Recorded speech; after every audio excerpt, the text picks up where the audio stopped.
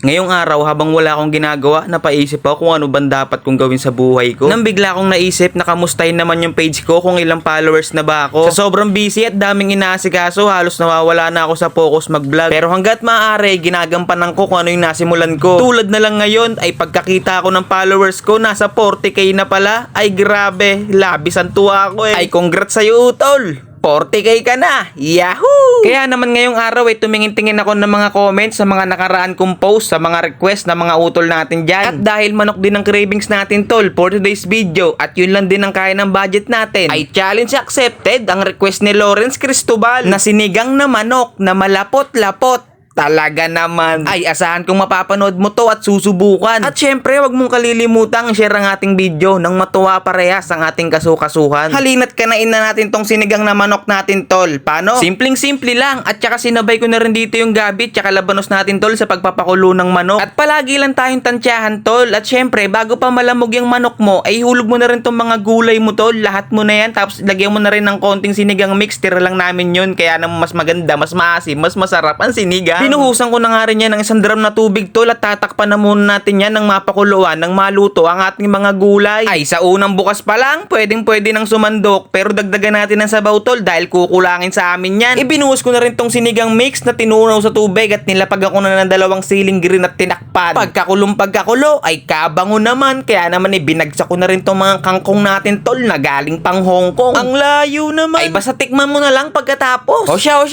eto. Pagkabukas ay talaga naman. Tapos, ay nakikita mo ba yan? Ay ewan ko na lang, tol, kung hindi ka pa talaga dyan mabusog. Pagkatapos tapatan mo pa ng patis, kalamansi, tsaka maraming sili. Ay talaga naman.